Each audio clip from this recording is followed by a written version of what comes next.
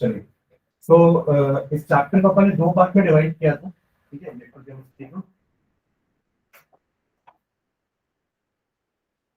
तो basically it was the branch of chemistry जिसमें अपन क्या डील कर रहे थे, relation between electrical energy and chemical energy, ठीक है। तो उससे अपन ने दो चीजें पढ़ी थी, एक था आपका कैसे कन्वर्ट करेंगे इलेक्ट्रिकल एनर्जी को केमिकल एनर्जी में। Electrical energy is converted into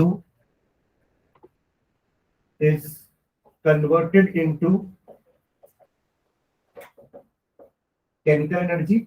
ये उन रिएक्शंस में होगा जो स्पॉन्टेनियस नहीं है, तो उनको हम इलेक्ट्रिसिटी दे के रिएक्शन करवाएंगे, ठीक है। और दूसरा हम पढ़ते थे जो रिएक्शन स्पॉन्टेनियस है उनकी केमिकल एनर्जी को यूज करके इलेक्ट्रिसिटी प्रोड्यूस करना, ठीक है। तो chemical energy is converted into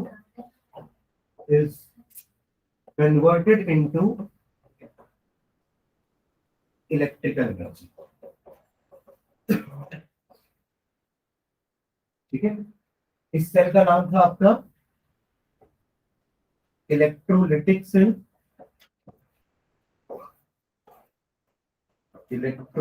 cell, और इसको हमने नाम दिया था इलेक्ट्रोकेमिकल या फिर गैल्वेनिक सेल।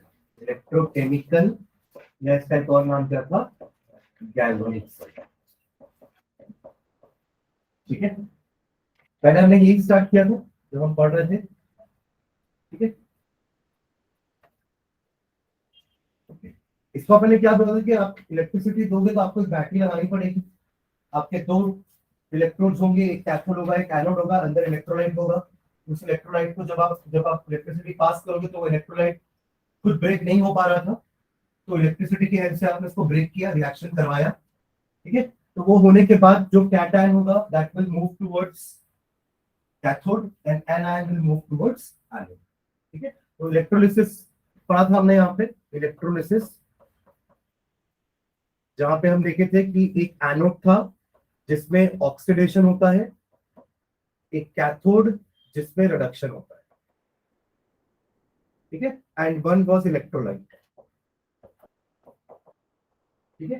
डिस्चार्ज होते हैं एक्चुअली जाके क्या करते हैं, आपका जो भी एनायन होगा वो एनोड यानी कि पॉजिटिव इलेक्ट्रोड में जाके, ये पॉजिटिव इलेक्ट्रोड है, ठीक है, ये positive electrode and this is negative electrode.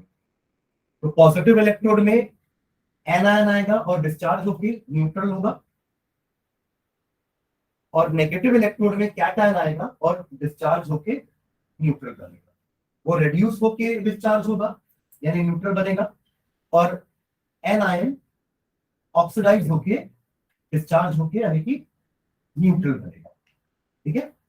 तो डिस्चार्ज होने का मतलब ये कि पहले वो चार्ज थे, अब वो अपना चार्ज लूज कर रहे हैं तो डिस्चार्ज हो रहे हैं, ठीक है। तो आपको अलग अलग प्रोडक्ट मिलेंगे एनोड और कैथोड से। अब वो डिपेंड करेगा कि किस टाइप के प्रोडक्ट मिलेंगे। उसमें अपने दो तीन फैक्टर देखे थे, दो फैक्टर थे जिस पर डिपेंड कर रहा था कि प्रोडक्ट क्या क्या बन सकते हैं। पहला फैक्टर था nature of electrode, nature of electrode, electrode कैसा है, क्या आपने इलेक्ट्रोड इनर्ट लिया है या आपने कैथोड उसी मटेरियल का लिया है जिस मटेरियल का आपका इलेक्ट्रोलाइट है। जैसे अपन ने एग्जांपल लिखा था कॉपर का, राइट, कॉपर सल्फेट था और हमने कॉपर का ही इलेक्ट्रोड लिया, तो वहां पे कॉपर भी रिएक्ट कर रहा था, तो वो इलेक्ट्रोड आपकी रिएक्टिव इलेक्ट्रोड थी। और एक होती है इनर्ट इलेक्ट्रोड, आपका प्लैटिनम या ग्रेफाइट की इलेक्ट्रोड थी, तो वो रिएक्ट नहीं करेंगे, ठीक है। तो दोनों में रिएक्शन अलग अलग टाइप के होंगे। तो एक नेचर ऑफ इलेक्ट्रोड पे डिपेंड करता है और दूसरा डिपेंड करता है उनके डिस्चार्ज पोटेंशियल पे, उनके डिस्चार्ज पोटेंशियल पे। It is the energy required to get discharge. जिसको कम एनर्जी रिक्वायर्ड होगी तो जल्दी डिस्चार्ज हो जाएगा। जैसे हमने देखा था कि जैसे फॉर एग्जांपल अगर आप NaCl का मॉल्टन सोल्यूशन लेते हो, NaCl का मॉल्टन में तो कोई दिक्कत नहीं जाएगी, है ना, क्योंकि मॉल्टन में तो दो ही आयंस आएंगे। अगर मैं इसको मॉल्टन लेता हूं लिक्विड स्टेट में तो आपके पास दो ही आयंस आएंगे, Na positive and Cl negative, right. Na positive जो कि कैटायन है वो जाएगा आपके कैथोड के पास, रिड्यूस हो जाएगा, ठीक है, मतलब इलेक्ट्रॉन गेन करेगा, और इलेक्ट्रॉन गेन करके क्या बन जाएगा, सोडियम। और यही क्लोराइड आपका जो एन आयन है वो एनोड के पास जाएगा, ऑक्सीडाइज होगा यानी इलेक्ट्रॉन लूज करेगा और बन जाएगा Cl, ऐसा एक और Cl मिलकर Cl2। तो अब आपको एनोड से Cl2 गैस निकलती हुई नजर आएगी और कैथोड पे सोडियम डिस्चार्ज होता जाएगा, डिपॉजिट होता जाएगा। तो ये तो ठीक है, मॉल्टर है। पर अगर यही NaCl मैंने एक्वस लिया होता, है ना, एक्वस जिसको अपन ब्राइन बोलते हैं, NaCl के एक्वस सॉल्यूशन क्या बोलते हैं, ब्राइन, BRIN। तो इसमें आपके 4 आयंस होते हैं, Na पॉजिटिव, H पॉजिटिव, दो कैटायन, वाटर का H पॉजिटिव आया है, NaCl से Na पॉजिटिव आया है, और वाटर का OH नेगेटिव एंड Cl का, मतलब NaCl का Cl नेगेटिव। ठीक है, अब इनके बीच में रेस होगी, वही डिस्चार्ज पोटेंशियल की। जिसका डिस्चार्ज पोटेंशियल कम होगा वो जाके डिस्चार्ज होगा। ठीक है, तो जाके आपका H पॉजिटिव जो है वो जाके रिड्यूस हो जाएगा, Na से पहले H पॉजिटिव रिड्यूस हो जाएगा। आप इसको ऐसे भी समझ सकते हो कि H का जो रिडक्शन पोटेंशियल है वो ज्यादा होता है, हमने पढ़ तो चुके हैं ना एक बात का।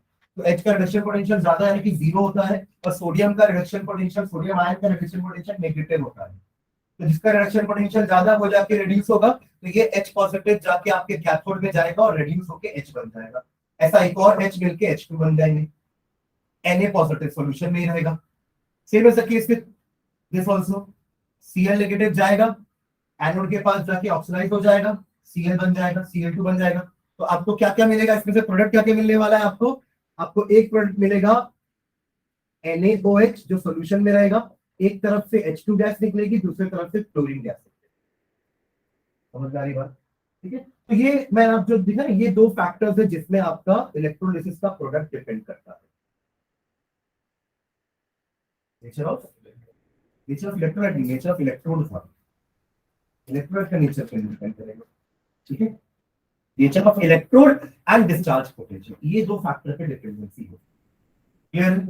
ठीक है, फिर इसी में हमने दो लॉ देखे थे, है ना, दो लॉ थे फैराडे के, इलेक्ट्रोलिसिस के दो लॉ थे। ठीक है, तो दो लॉस क्या क्या थे? सबसे पहला लॉ क्या था? फर्स्ट लॉ वाज, हाँ मतलब अगर अब देखो आपने क्या बोला कि आप जब इलेक्ट्रिसिटी दोगे तो कैथोड और एनोड पे चीजें डिपॉजिट हो रही, राइट?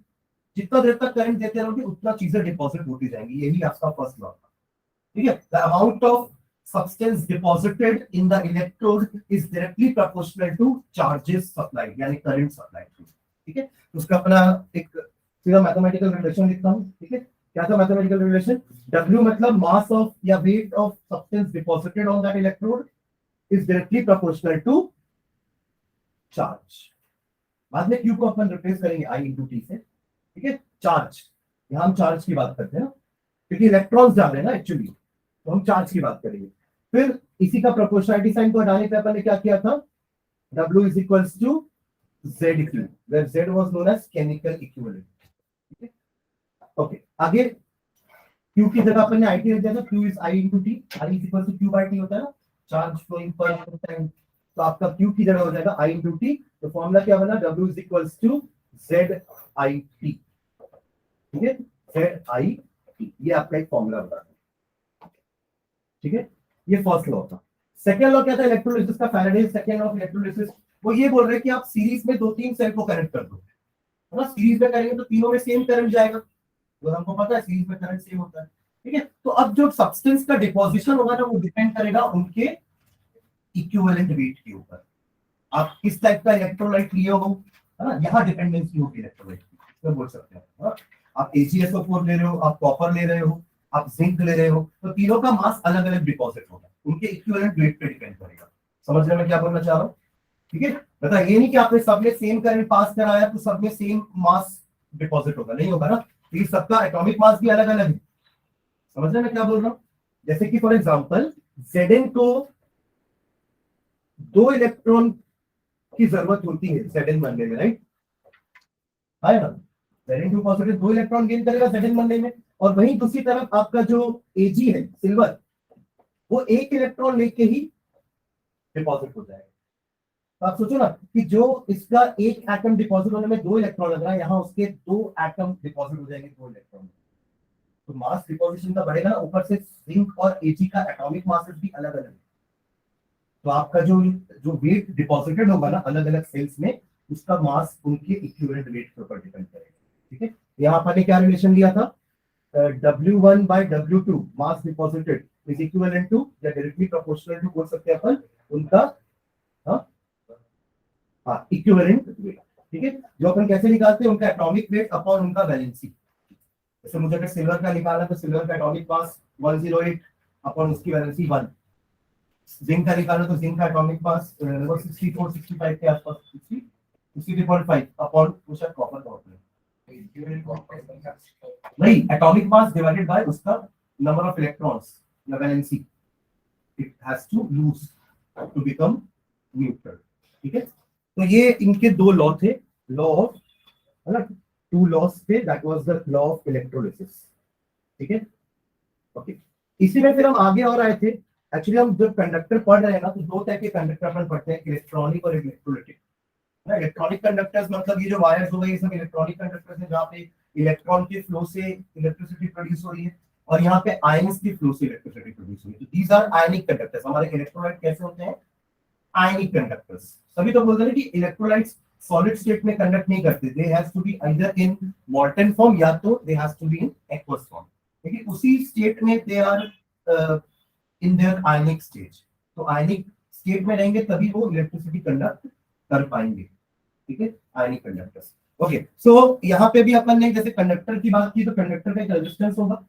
यहाँ पे पहले वो सब भी बात की थी, रेजिस्टेंस क्या होता है, कंडक्टेंस क्या होता है, रेजिस्टिविटी क्या होती है, कंडक्टिविटी, देयर मोलर कंडक्टिविटी है, ठीक है।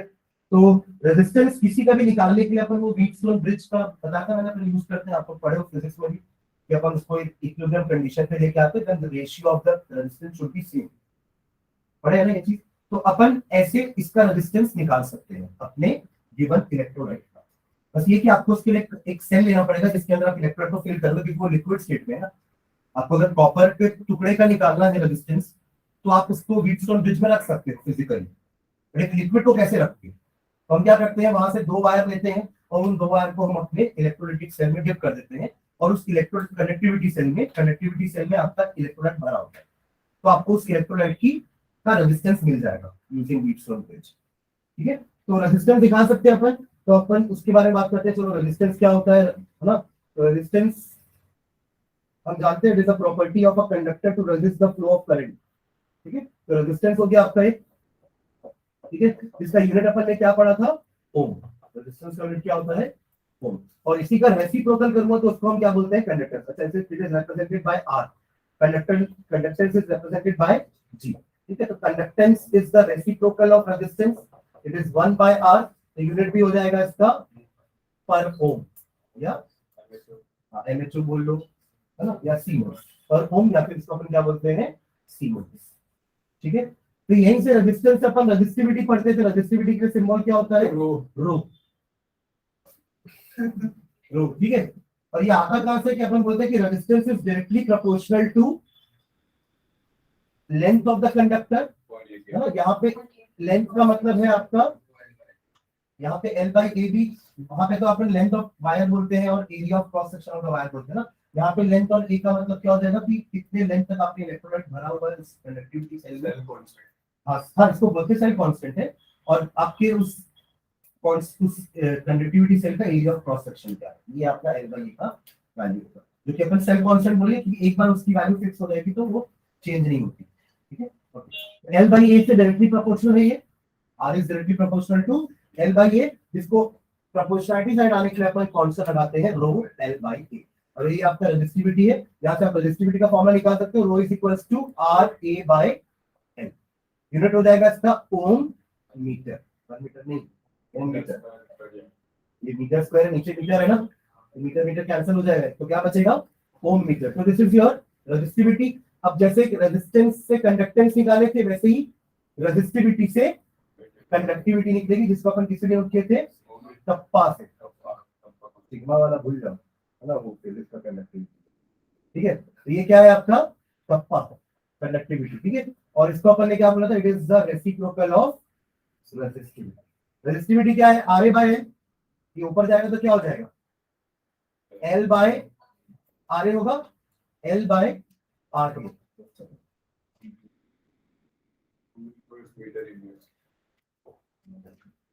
है ना। तो कप्पा क्या हो जाएगा? Kappa is equals to 1 by R हो जाएगा जी, और एल बाई ए को हम जी डैश से रिप्रेजेंट कर देते हैं, आपकी बुक में नहीं दिया, और वो एल बाई ए क्या है? एक तरह का कांस्टेंट है, which is known as cell constant, ठीक है।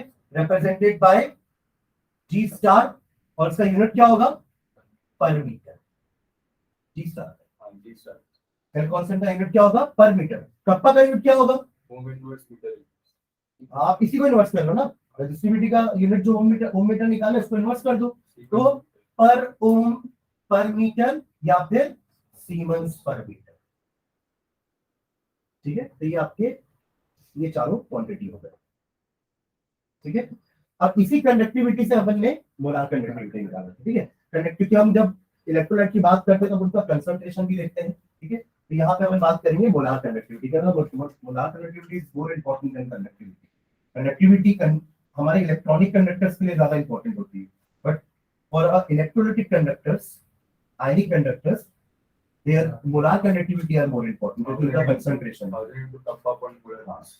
ठीक तो बेसिकली करते क्या है अपन कंडक्टिविटी मोलर कंडक्टिविटी को अपन रिप्रेजेंट करते हैं लैम्डा एम से ठीक है and it is nothing but kappa upon molarity kappa upon molarity molarity अब हमको पता है कि ये बेसिकली मोल पर लीटर में होता है बट हमारा जो कप्पा है वो पर ओम पर मीटर में है या पर सेंटीमीटर में हो सकता है तो इसको कन्वर्ट करने के लिए अपन 1000 मल्टीप्लाई डिवाइड करते हैं डिपेंडिंग अपॉन आपको आंसर सेंटीमीटर या मीटर में चाहिए ठीक है तो उसके लिए अपन एक रिलेशन निकाल सकते हैं जैसे अगर आप लीटर और मीटर स्क्वायर मीटर क्यूब की बात करेंगे तो क्या होता है 1000 लीटर का मतलब 1 मीटर क्यूब होता है 1000 litre is equals to 1 metre cube और अगर आपको सेंटीमीटर क्यूब में चाहिए ठीक है तो आप सेंटीमीटर क्यूब में भी कन्वर्ट कर सकते हो उसको यानी कि 1 लीटर का मतलब क्या होगा 1/1000 मीटर राइट और अगर आप सेंटीमीटर में कन्वर्ट करना चाहते हो तो 1/1000 रहने दो इधर और यहाँ पे हो जाएगा ये 100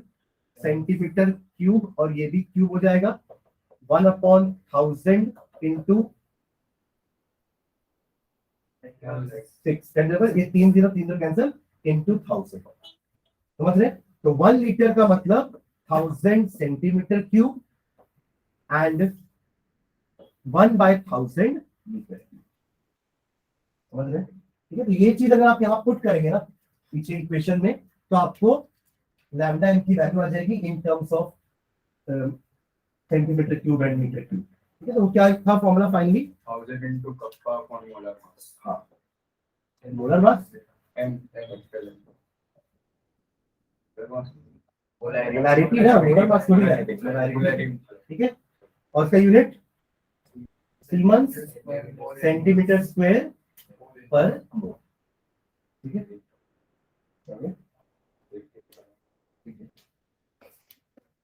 ठीक है तो ये आपका मोलर कंडक्टिविटी था अच्छा इक्विवेलेंट करनी उसमें नॉर्मलिटी लेते हैं ना मोलारिटी जगह मोलर ठीक है नॉर्मलिटी के लिए ना अपन जैसे इसमें क्या कर रहे थे उसमें ग्राम पर इक्विवेलेंट होता है यहाँ पर क्या करते हैं मोल पर लीटर बोलते हैं ना मोलारिटी को वहां ग्राम पर इक्विवेलेंट होता है मतलब ऊपर मास ग्राम पे होगा और नीचे उसका इक्विवेलेंट वेट होगा इसका फिर रिलेशन ही निकालते हैं इसका मोलार कंडक्टिविटी और इक्विवेलेंट कंडक्टिविटी का जब अपॉन रेशियो लेके मैं बता दूंगा इसको ओके ये ठीक है यहाँ तक इसका एक ग्राफ भी देखे थे ना that was the relationship between molar conductivity and concentration वो ग्राफ क्या क्या था हाँ स्ट्रॉन्ग और वीक इलेक्ट्रॉन हाँ वही अंडर रूट वाला है ना एक सेकंड और नहीं सर कुछ नाम है हम लोग के बुक में उसका डेबाय सेगर इक्वेशन आता है हाँ वो हम लोग इनकी एनसीईआरटी में नहीं दिया है डी बाय हकल और सेगर इक्वेशन डी बाय हकल और सेगर इक्वेशन ठीक है ओके तो हमको क्या कंपेयर करना है I want to find the relationship between molar conductivity है ना एंड कंसंट्रेशन ठीक है इसका ग्राफ कुछ ऐसा अपन ने बनाया था मोलार कंडक्टिविटी वर्सेस कंसंट्रेशन का ग्राफ कुछ ऐसा था देखना फॉर दोनों के लिए बनाए थे फॉर स्ट्रॉन्ग इलेक्ट्रोलाइट बनाए थे फॉर वीक इलेक्ट्रोलाइट बनाए थे स्ट्रॉन्ग इलेक्ट्रोलाइट के लिए लाइन आपकी स्ट्रेट थी लाइक दिस और वीक इलेक्ट्रोलाइट के लिए लाइन आपकी कुछ ऐसी कर्व थी मतलब ज्यादा इंक्रीमेंट मोलार कंडक्टिविटी में इंक्रीमेंट हो रहा है आपके वीक इलेक्ट्रोलाइट में और स्ट्रॉन्ग इलेक्ट्रोलाइट में इंक्रीमेंट हो रहा है बट कम हो रहा है मतलब आप ये बोल सकते हो कि कंडक्टिव कंसंट्रेशन कम हो रहा है तो मोलार कंडक्टिविटी बढ़ रही है ना डाइल्यूशन के साथ डाइल्यूशन कर रहे हो मतलब कंसंट्रेशन कम कर रहे हो डाइल्यूशन करना मतलब कंसंट्रेशन कम करना एंड with dilution या with the decrease in concentration molar conductivity of an electrolyte increases of both, but ज्यादा इंप्लीमेंट किसमें दिखेगा हमें, वीक वाले में।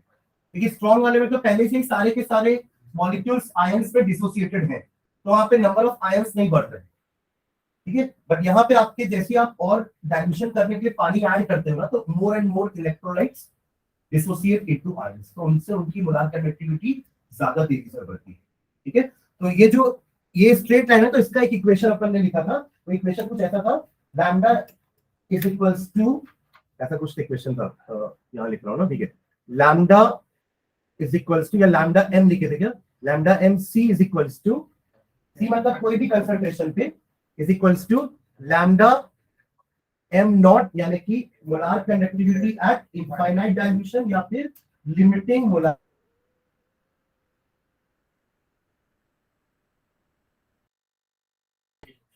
ए अंडर रूट सी, हाँ ये अंडर रूट आएगा, ठीक है। ठीक है, हाँ सी क्या, कॉन्सेंट्रेशन, हाँ सी कंसंट्रेशन कांस्टेंट नहीं, सर तो दोनों ग्राफ को बैक ट्रेस करेंगे तो वो हाँ दोनों ग्राफ, हाँ एग्जैक्टली, जब दोनों ग्राफ को बैक ट्रेस करेंगे ना, तो हमें इनफाइनाइट डाइल्यूशन का वैल्यू मिलेगा। आप ग्राफिकली निकाल सकते हो, आप प्रैक्टिकली तो किसी भी इलेक्ट्रोलाइट का कंसंट्रेशन जीरो नहीं कर सकते ना, कुछ तो इलेक्ट्रोलाइट है ना, आप अगर 1 ड्रम पानी में 1 चम्मच शक्कर डालोगे तो शक्कर तो डली है ना, तो प्रैक्टिकली उसका कंसंट्रेशन शक्कर का जीरो नहीं है। इन द सेम वे आप इसको डिक्रीज करते करते डाइल्यूशन इतना ज्यादा कर दो कि कंसंट्रेशन इतनी डिक्रीज हो जाए कि वो मैक्सिमम कंडक्टिविटी शो करे, मैक्सिमम मोलार कंडक्टिविटी शो करे। तो ग्राफ से हम इसका तो निकाल सकते हैं, किसका, स्ट्रॉन्ग इलेक्ट्रोलाइट का, जिसकी स्ट्रेट लाइन बनती है। ये जो इक्वेशन लिखा ना मैंने, it is applicable only for strong electrolyte, ठीक है। ये वीक इलेक्ट्रोलाइट के लिए इक्वेशन एप्लीकेबल नहीं है, क्योंकि ये स्ट्रेट लाइन का इक्वेशन है। y is equals to mx plus c, this is the intercept, minus a is the slope and under root c आपका x है, x axis, और lambda mc आपका y कोऑर्डिनेट है, समझ रहे हैं ना। तो ये स्ट्रेट लाइन का इक्वेशन है, which is applicable only to strong electrolyte, not for weak electrolyte, ठीक है। तो हम स्ट्रॉन्ग इलेक्ट्रोलाइट की लैम्डा एम नॉट की वैल्यू ग्राफ से निकाल सकते हैं, but we can not find the limiting molar conductivity of a weak electrolyte with the help of a graph, क्योंकि उसका लाइन स्ट्रेट नहीं है, वो एक कर्व बन रहा है, वो कहां जाके वाई एक्सिस को इंटरसेक्ट करेगा हमें नहीं पता, ठीक है। तो ये आपका इसका रिलेशन था, relationship between molar conductivity and concentration. Sir ये दोनों इसके बाद पर कोलाइड करेंगे, दोनों ग्राफ को पॉइंट पर इंपॉर्टेंट रहेगा, ये दोनों जहां कोलाइड करेंगे ना, फिर बोलेंगे इस तरह, नहीं सर आप ही बताएं। नहीं ऐसा कुछ नहीं, ठीक है। तो ये अपन ने ग्राफ देखा था। इसके बाद कोलब्रुक लॉ है, that was the last topic of this section ना। तो कोलब्रुक लॉ में अपने क्या पढ़ा था, कोलब्रुक लॉ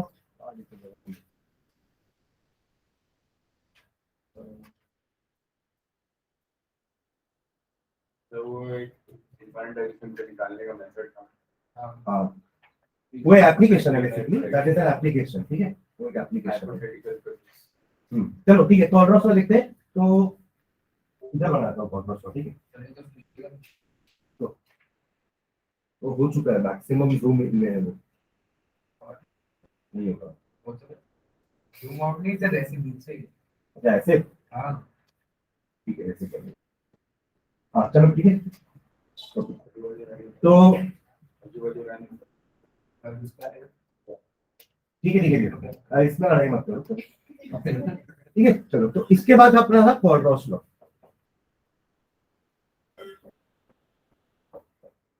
ठीक है। ये लॉ क्या बोलता है कि कोई भी इलेक्ट्रोलाइट का जो लिमिटिंग मोलार कंडक्टिविटी की वैल्यू होती है, वो उसके दोनों आयंस के ऊपर डिपेंड करती है। It is not the responsibility of only cation या anion, it is responsibility of both cation and anion. तो अगर एक आपका इलेक्ट्रोलाइट है AXBY नाम का एक इलेक्ट्रोलाइट है, जो कि जब आयंस में ब्रेक होगा तो it will give you X molecules या X mole of AY positive and Y mole of BX negative. तो कैटायन क्या है, AY पॉजिटिव, और एनायन क्या है, BX नेगेटिव। कितने हैं A के मोल्स, X, और B कितना है, Y, ठीक है। तो इसके लिए अगर मैं लिमिटिंग मोलार कंडक्टिविटी की value for this electrolyte, limiting molar conductivity of this electrolyte is equal to sum of their limiting ionic conductivity. Ionic conductivity मतलब आयंस की, और मोलार कंडक्टिविटी पूरे इलेक्ट्रोलाइट की है, which is the sum of their ionic conductivity. ठीक है, multiplied with जो भी उनका स्टोइकियोमेट्रिक कोएफिशिएंट होगा, तो lambda naught of A Y positive into X plus Y into lambda B X negative, ये आपका कोलब्रुक लॉ का लिमिटिंग मोलर कंडक्टिविटी क्या है? वही मैक्सिमम वाली वैल्यू। ये जो इनफाइनाइट एडिशन है, ये किसी को तो लिमिटिंग बोला करना। लिमिटिंग इससे बोले कि वो हाईएस्ट लिमिट है ना कंडक्टिविटी वैल्यू की, उससे ज्यादा किसी इलेक्ट्रोलाइट की मोलर कंडक्टिविटी नहीं हो सकती, इसलिए लिमिटिंग वर्ड यूज कर रहे हैं। वही है, दो अलग अलग नाम है उसके, मोलर कंडक्टिविटी है इनफाइनाइट एडिशन या लिमिटिंग मोलर कंडक्टिविटी। ठीक है, दोनों एक ही। तो यहाँ अपन ने इसके 3 एप्लीकेशन लिखे थे कोलब्रुक लॉ के। ठीक है, 3 एप्लीकेशन थे। क्या क्या 3 एप्लीकेशन थे? सबसे पहला एप्लीकेशन था कि आप इससे वीक इलेक्ट्रोलाइट का भी मोलर कंडक्टिविटी इनफाइनाइट सॉल्यूशन से निकाल सकते हैं। ठीक है, फर्स्ट क्या था? We can find limiting molar conductivity of weak electrolyte. और इसकी न्यूमेरिकल अपन करें कि कैसे आप एक एसिडिक वीक इलेक्ट्रोलाइट है, उसका मुझे निकालना है अगर, तो हम NaCl और CH3COO Na है ना, और HCl, ये तीनों को यूज करके उसका ऐड सब्ट्रैक्ट करके हम CH3COOH का लिमिटिंग मोलर कंडक्टिविटी निकाल सकते हैं। जस्ट लाइक जैसे अपन थर्मोडायनामिक्स में एंथैल्पी वाले इक्वेशंस करते थे ना, थर्मोकेमिकल इक्वेशंस को मल्टीप्लाई करते थे, ऐड करते थे आपस में, वैसे ही हम इसके साथ भी करेंगे। ठीक है, फर्स्ट थिंग। सेकंड थिंग, हम इससे 2 चीजें निकाल सकते हैं। एक alpha is the degree of ionisation या डिसोसिएशन, और दूसरा अगर मुझे आयनाइजेशन का डिग्री पता है तो हम उससे इक्विलिब्रियम कांस्टेंट भी, डिसोसिएशन कांस्टेंट भी निकाल सकते हैं। ठीक है, तो पहला था अल्फा के लिए फॉर्मूला क्या था? Lambda mc upon lambda m naught. ये मैक्सिमम वैल्यू है। ठीक है, एक्चुअली अल्फा होता क्या? It is the degree of ionisation. It tells us कि कितना मॉलिक्यूल डिसोसिएट हुआ है और आपने कितना लिया, तो फ्रैक्शन बताता है। Alpha is the fraction of molecule dissociated. अगर आपने 10 लिया है, 10 में 5 डिसोसिएट हुआ है, तो 0.5 इज द फ्रैक्शन, 50%। ये वही चीज है जो अपन सॉल्यूशन में भी पढ़ते थे, अल्फा। ठीक है, और थर्ड है के निकाल सकते हो आप, है ना। तो अपन ये पढ़ते थे कि अल्फा अगर मुझे पता तो अपन अल्फा से के निकाल सकते हैं, C alpha square upon 1 minus alpha करके। ये क्या होता है आपका? C alpha square upon 1 minus C concentration. ठीक है, एक्चुअली सी अल्फा रहता है ऊपर, और नीचे होता है सी इंटू 1 माइनस अल्फा। तो एक सी कैंसिल हो गया, तो आपको के का इक्वेशन क्या दिखेगा? K is equal to C alpha square upon 1। तो इसका नाम होता है डिसोसिएशन कांस्टेंट, या डिसोसिएशन कांस्टेंट ऑफ एसिड बोल लो, एक्चुअली होता है इक्विलिब्रियम कांस्टेंट है ना। बट क्योंकि हम एसिड की बात कर रहे हैं तो वो डिसोसिएशन कांस्टेंट है। ठीक है, तो this is all about first part. ठीक है, वो जो कि आपका जाएगा सर, वो आगे वाले इक्वेशन लिख सकते हैं कोलब्रुक लॉ वाला, इस पे जो लैम्डा ये का टर्म्स है, हां उसको लैम्डा लिख सकते हैं, बट इसकी तो वैल्यू दी रहेगी ना, नहीं दी रहेगी तो आप निकाल लोगे, आपके पास इनकी वैल्यूज होंगी। ठीक है, क्लियर है? तो ये आपका फर्स्ट पार्ट होगा, दैट इज इलेक्ट्रोलिसिस, है ना, जहां हमने एक नॉन स्पॉन्टेनियस रिएक्शन को स्पॉन्टेनियस बनाया बाय पासिंग इलेक्ट्रोलिसिस। ठीक है, अब आते हैं सेकंड पार्ट पे, that is your changing chemical energy of a reaction into electrical energy. ये हम इसलिए कर रहे हैं क्योंकि ये रिएक्शन पहले से ही स्पॉन्टेनियस है, तो हम उसकी केमिकल एनर्जी को यूज करके इलेक्ट्रिसिटी जनरेट करेंगे। ठीक है, तो यहाँ पे हमने क्या पढ़ा था? एक इलेक्ट्रोकेमिकल सेल पढ़े थे, यहाँ पे अपन ने इलेक्ट्रोलाइटिक सेल पढ़ा था, है ना, कैथोड एनोड इलेक्ट्रोलाइट, है ना। यहाँ पे हमने पढ़ा था गैल्वेनिक सेल या इलेक्ट्रोकेमिकल सेल। यहाँ पे आपका इनडायरेक्ट रिडॉक्स रिएक्शन होता है, यहाँ पे डायरेक्ट रिडॉक्स रिएक्शन होता है, क्योंकि दोनों चीजें एक ही बीकर के अंदर होती है, उसको हम डायरेक्ट रिडॉक्स रिएक्शन बोलते हैं।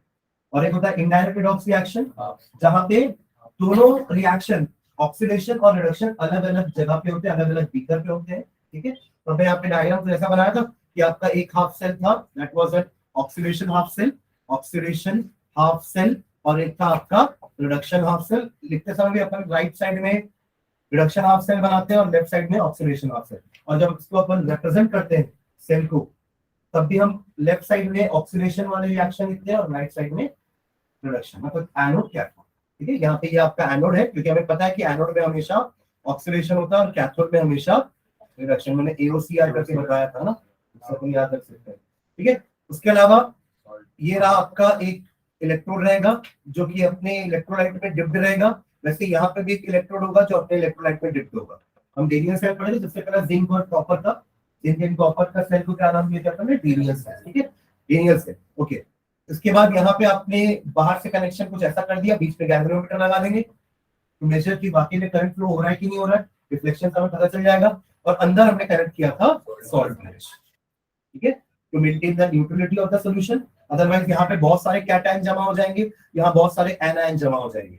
To maintain the neutrality of the complete solution on both the sides हम सॉल्ट ब्रिज यूज कर रहे हैं। और आल्सो कंप्लीटिंग द सर्किट।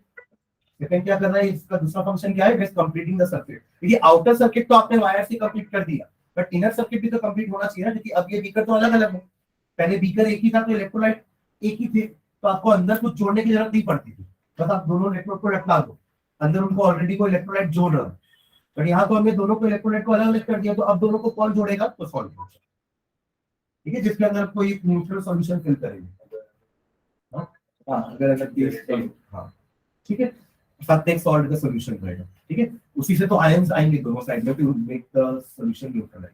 ठीक है, अब जिंक वाले का अगर मैं बात करूं तो ये आपका जिंक रॉड वाला है। ठीक है, ये जिंक है और ये कॉपर है। ठीक है, ये इलेक्ट्रोड आपकी नेगेटिवली चार्ज हो जाएगी बिकॉज इसमें ऑक्सीडेशन हो रहा है।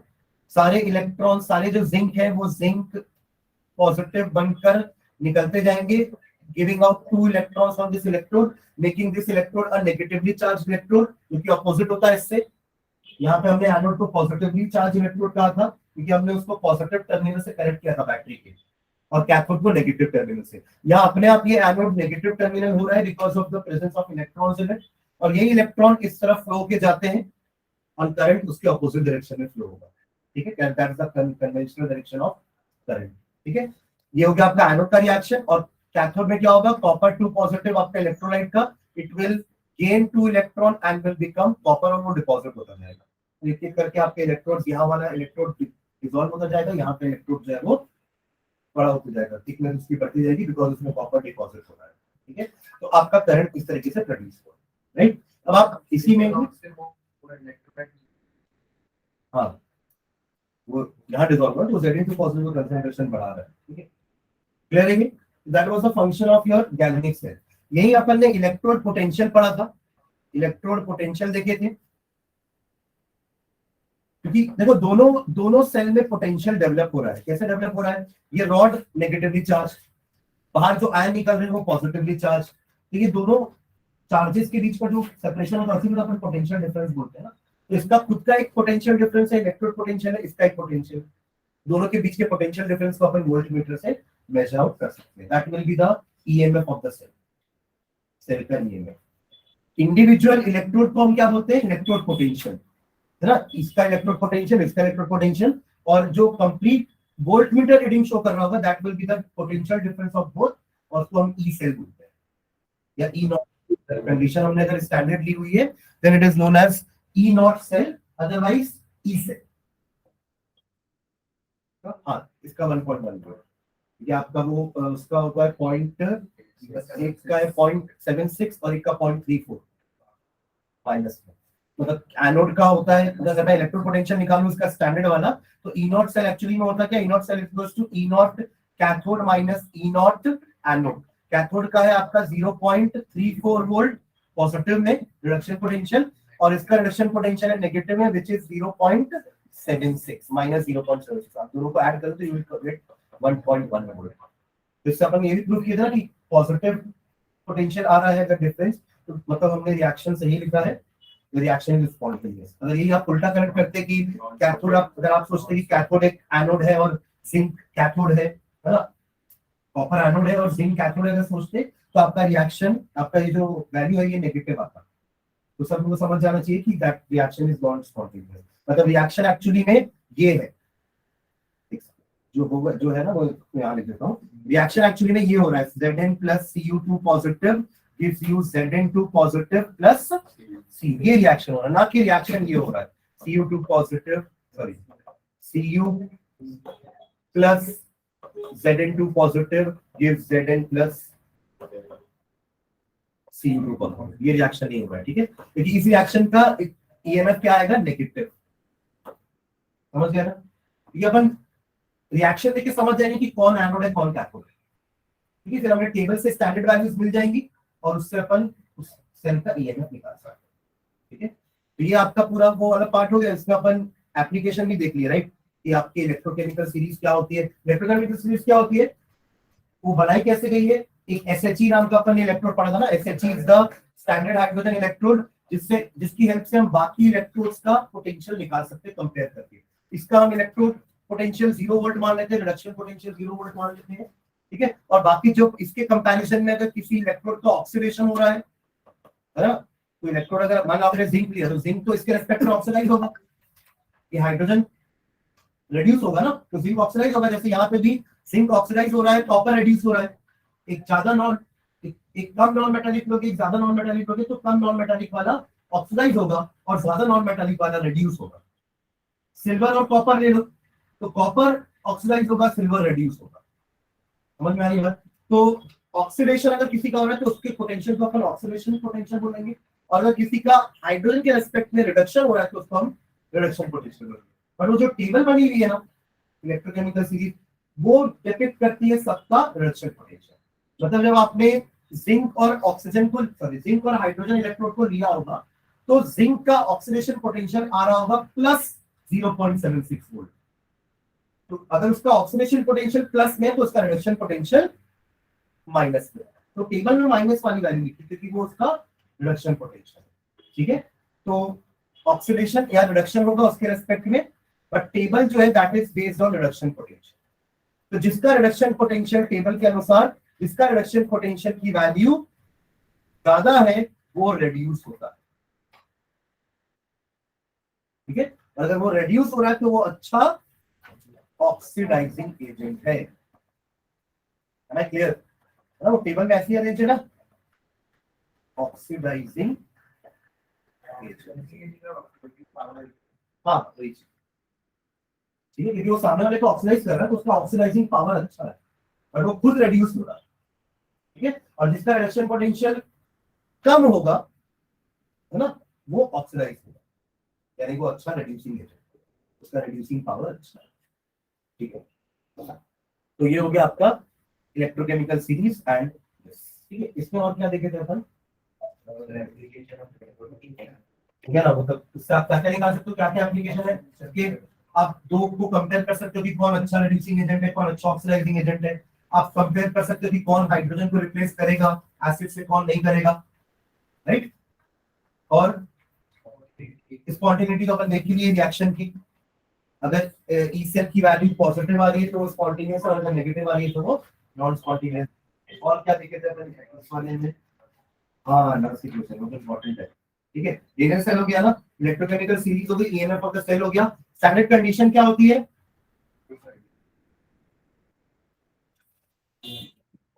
1 मोलर कंसंट्रेशन एंड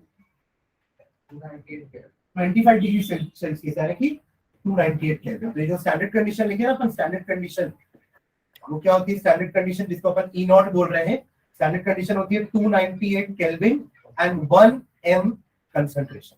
अगर इन दोनों को आपने चेंज किया तो वैल्यू चेंज हो जाएगी, है ना, ई सेल। तो नर्व्स इक्वेशन इसके बाद अपन ने देखा था, ठीक है। नर्व्स इक्वेशन यहां लिख रहा हूं।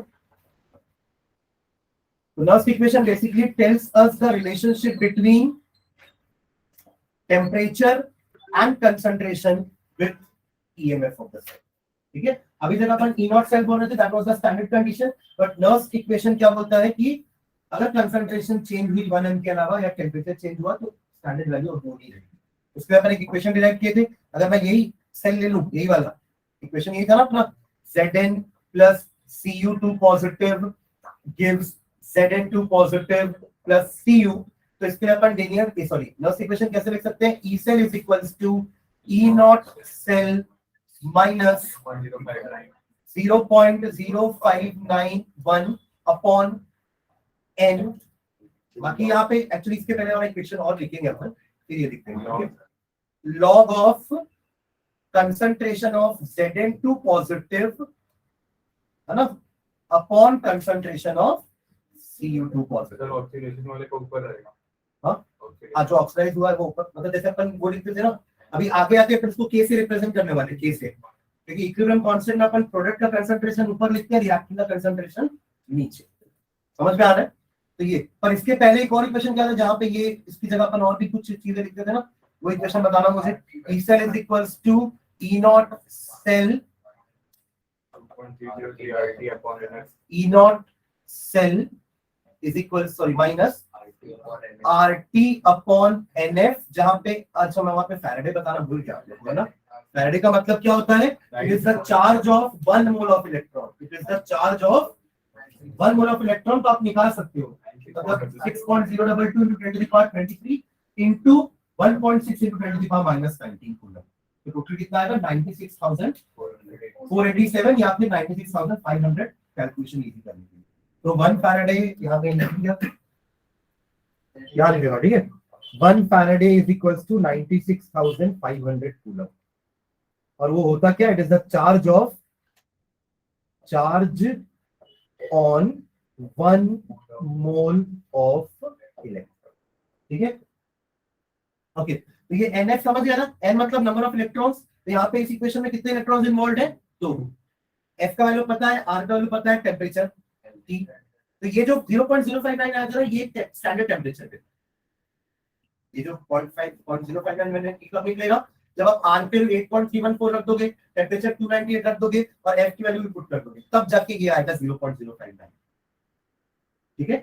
अगर टेम्परेचर 298 के अलावा कुछ और दिया रहेगा तब ऊपर वाला इक्वेशन यूज नहीं कर सकते, याद रखना, है ना। ऊपर वाला 0.059 वाला इक्वेशन तभी यूज करेंगे जब टेम्परेचर स्टैंडर्ड है, कंसंट्रेशन भले चेंज हो गई है ना। और अगर ये याद रखो कि अगर दोनों ही चेंज होगा तो अपन डायरेक्टली यही इक्वेशन यूज करेंगे, लॉग ऑफ, हाँ सॉरी, अच्छा 2.30 से मल्टीप्लाई नहीं किया, तो चलो ln ले लेते हैं, है ना। फिर बना 2.30 मल्टीप्लाई करोगे यहाँ पे, अदरवाइज चलो ln ले लेते हैं। ln Zn2 पॉजिटिव का कंसंट्रेशन अपॉन कॉपर 2 पॉजिटिव का कंसंट्रेशन। बाकी तो आपके प्योर सॉलिड है ना, प्योर सॉलिड का कंसंट्रेशन कांस्टेंट होता है, हाँ, इक्विलिब्रियम कांस्टेंट याद है ना, कैसे निकालते थे? आप लिखोगे दोनों साइड पे दोनों का कंसंट्रेशन, दोनों प्रोडक्ट का कंसंट्रेशन आएगा ऊपर और दोनों रिएक्टेंट का कंसंट्रेशन नीचे आएगा। बट क्योंकि Zn is a pure solid and copper is a pure solid, और प्योर लिक्विड का भी कंसंट्रेशन कांस्टेंट होता है, ठीक है।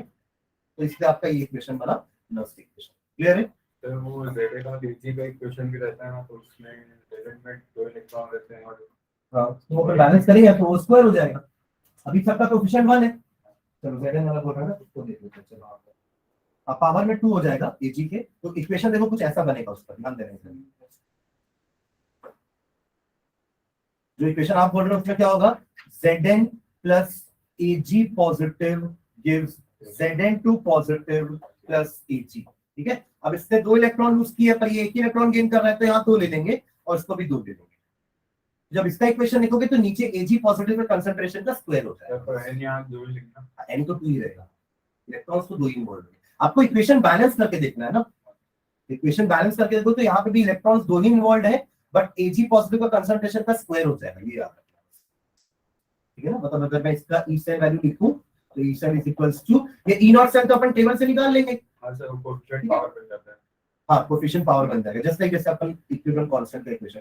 अभी अपन इसको करेंगे, यहाँ पे आपका del G भी आएगा, गिब्स भी आएगा और K भी आएगा, उसका 2 इक्वेशन और है, ठीक है। तो हाँ वही Q, ये Q ही तो है, ये इक्विलिब्रियम के केस में उसको K बोलते हैं, otherwise it is always known as reaction quotient. Reaction quotient मतलब ऊपर कंसंट्रेशन ऑफ प्रोडक्ट, नीचे concentration of reactant, this is known as reaction quotient Q। पर जब ये चीज हम Q की वैल्यू जब हम इक्विलिब्रियम में निकालते हैं तो उसको इक्विलिब्रियम कांस्टेंट बोलते हैं, ठीक है। ओके, तो E cell minus 2.303 RT upon NF log log Zn2 positive का कंसंट्रेशन अपॉन Ag पॉजिटिव का कंसंट्रेशन का, ठीक है। हाँ ये भी समझ सकते हैं, ठीक है, क्योंकि एनोड का आयन राइट साइड में आएगा और कैथोड का आयन लेफ्ट साइड में होगा हर बार, ठीक है। हाँ हाँ क्या इसी में था ना? हो गया आयनिक इक्वेशन तो केमिकल कैटेगरी पढ़ लिए, वो भी टेम्परेचर का ही रिलेशन था but that was for speed rate constant, है ना। r is equals to a e to the power minus a upon r, ठीक है। चलो ठीक है, अगला क्या था इसमें और अच्छा वो k और g वाला ना, ठीक है। तो दो इक्वेशन देखे थे उसमें, क्या क्या इक्वेशन था, हमने इसको पूरा k से रिप्रेजेंट किया था ना। तो E नॉट सेल आपका क्या हो गया था एट इक्विलिब्रियम, आप E नॉट सेल क्या लिख लोगे, E सेल, हाँ E सेल जीरो होगा ना, E नॉट सेल थोड़ा जीरो होगा, E नॉट सेल तो कांस्टेंट होता है किसी का भी, तो E सेल इससे हटा दिया हमने, ये हट जाएगा ना, तो सिर्फ E नॉट सेल बचेगा। E naught cell is equal to ये सब राइट साइड में आ जाएगा, तो बचेगा क्या यहाँ पे 0.059 upon n log of Kc।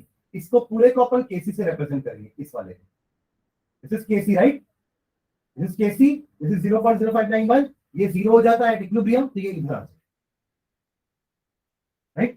ये एक इक्वेशन था हमारा एट इक्विलिब्रियम, ठीक है। उसके बाद एक था हमारा जी के रेस्पेक्ट में, क्योंकि जी क्या होता है आपका del G naught is equals to minus, हाँ माइनस, एक्चुअली ये आपका गिब्स फ्री एनर्जी होता है ना, और यहाँ पे वो एनर्जी किस पे कन्वर्ट हो रही है, इलेक्ट्रिकल वर्क पे, ठीक है। तो this work is converted into electrical energy which is given by minus N F E not,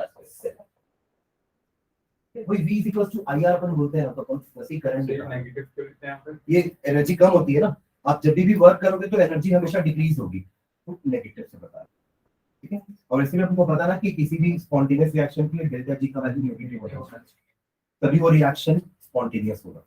entropy positive होनी चाहिए और गिव्स एनर्जी नेगेटिव होनी चाहिए, ठीक है। डेल एच के टर्म्स में हम डिफाइन नहीं कर सकते, क्योंकि डेल एच पॉजिटिव भी हो सकता है, नेगेटिव भी हो सकता है। For endothermic it is positive, for exothermic del H is negative. तो डेल जी और डेल एस के रिस्पेक्ट में हम थर्मोडायनेमिक्स में स्पॉन्टेनिटी पढ़ते हैं, तो डेल जी के लिए नेगेटिव होना चाहिए डेल जी, और आपका डेल एस पॉजिटिव होना चाहिए, मतलब रैंडमनेस बढ़नी चाहिए, ठीक है। ओके ठीक है, तो ये आपका इसका था। हाँ बाकी अब जो पार्ट बच गया ना इस चैप्टर का, वो थ्योरी पार्ट है। कौन कौन सा, फ्यूल सेल, एक था फ्यूल सेल हाइड्रोजन वाला, उसका रिएक्शन याद रखना। हाँ क्या, हाँ कमर्शियल बैटरीज, कमर्शियल सेल्स, ये तो एक फ्यूल सेल हो गया ना।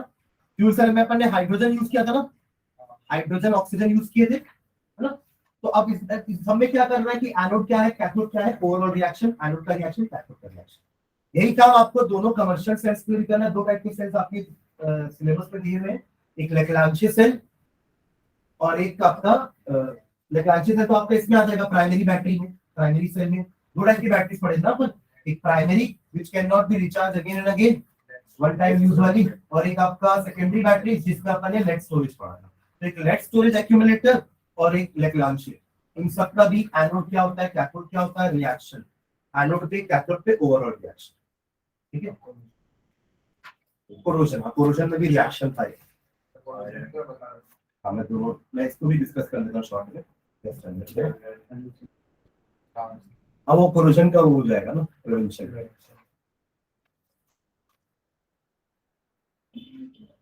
ठीक है, मैं तीनों चीजें ही बता रहा हूँ, वापस एक बार देख लो।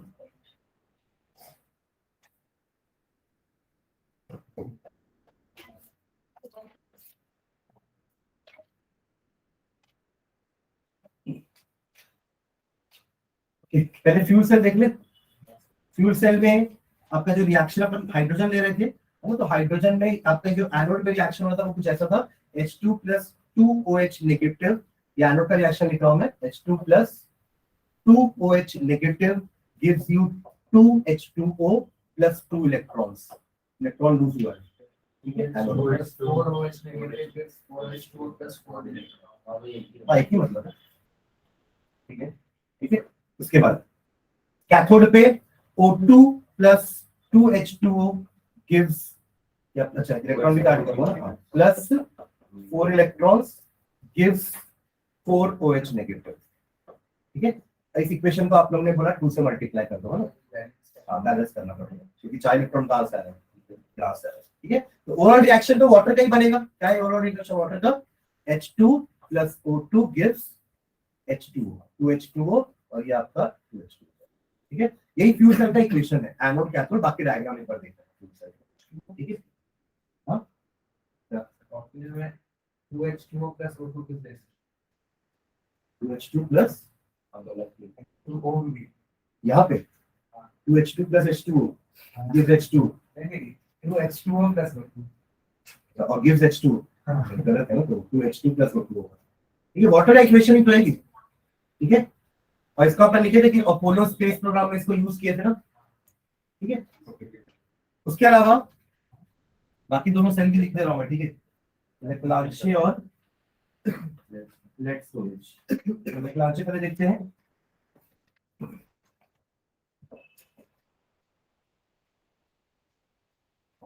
ओके, लेक्लांचे में एनोड क्या था? एनोड वाज जिंक, है ना। एनोड था आपका जिंक। उसके बाद कैथोड क्या था? ग्राफाइट भी था ना, carbon. Cathode was graphite, surrounded by वही पाउडर्ड MnO2 एंड C। ठीक है, इसके अलावा हमने यहाँ पे क्या दिया था? NH4Cl और ZnCl2 भी दिए थे। ठीक है, इलेक्ट्रोलाइट बोल सकते हैं उसको तो। ठीक है, आगे रिएक्शन क्या क्या हो रहा था एनोड में? जिंक है तो जिंक आपका जिंक 2 पॉजिटिव एंड 2 इलेक्ट्रॉन देगा, ऑक्सीडेशन। और कैथोड में क्या हो रहा था? MnO2 प्लस NH4Cl से आपका NH4 पॉजिटिव आएगा। ठीक है, प्लस ये जो 2 इलेक्ट्रॉन इसमें लूज किए वो यहां आ जाएंगे, reduction gives you MnOOH plus ammonia. ठीक है, बाकी दोनों रिएक्शन को ऐड कर दो तो नेट रिएक्शन आ जाएगा। ठीक है, ठीक है। अगला लेट स्टोरेज। कहां पे? ये है तो 2 इलेक्ट्रॉन। ठीक है, यहाँ 2 इलेक्ट्रॉन लिख लो, इसको भी 2 इलेक्ट्रॉन लिख लो। नेक्स्ट आपका लेट स्टोरेज एक्यूमुलेटर या लेट स्टोरेज बैटरी। ठीक है, इसमें एनोड हमने लिया था, एनोड वाज लेड। ठीक है, कैथोड वाज PbO2, हाँ PbO2। ठीक है, और इलेक्ट्रोलाइट क्या था आपका? H2SO4 एसिड ना, H2SO4। ठीक है, तो वहां पे रिएक्शन क्या हो रहा था? एनोड में Pb ब्रेक होगा, है ना, और H2SO4 से आपका सल्फेट आयन आएगा। तो एनोड में क्या रिएक्शन लिखे थे अपन? नीचे लिख देता हूं। एनोड का reaction Pb plus SO4 2 negative gives you PbSO4 plus 2 electrons. ठीक है, और कैथोड में PbO2 है, राइट। तो PbO2 प्लस इसका जो H पॉजिटिव बच गया है 4H पॉजिटिव, फिर SO4 2 नेगेटिव, ये इलेक्ट्रॉन आ जाएगा 2 इलेक्ट्रॉन। अगेन यहाँ पे भी बनेगा वही PbSO4 प्लस 2H2। बाकी ओवरऑल रिएक्शन दोनों को ऐड करने से आ जाएगा। ये आपका चार्जिंग का इक्वेशन हो जाएगा और डिस्चार्जिंग का जस्ट अपोजिट। दोनों आपके Pb और PbO2 PbSO4 में कन्वर्ट हो चुके हैं। सब उल्टा रिएक्शन लिखोगे तो आपको Pb और PbO2 वापस मिल जाएगा। ठीक है, this was about lead storage battery. Okay, उसके बाद क्या बोल रहा है? कोरोजन ना,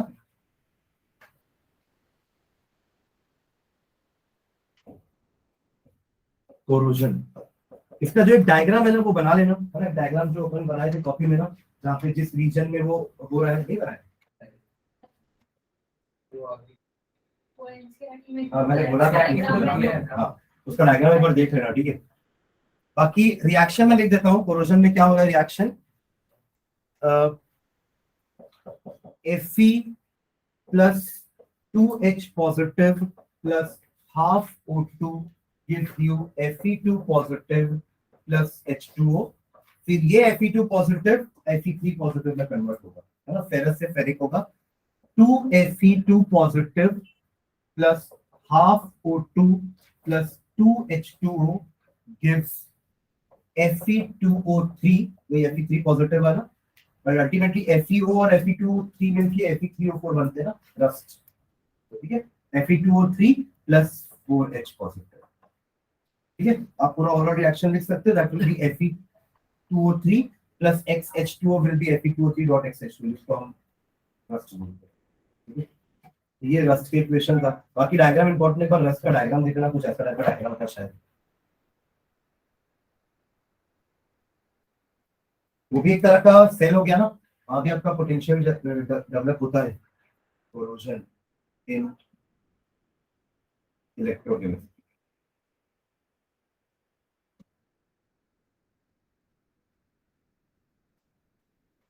ये चैप्टर ये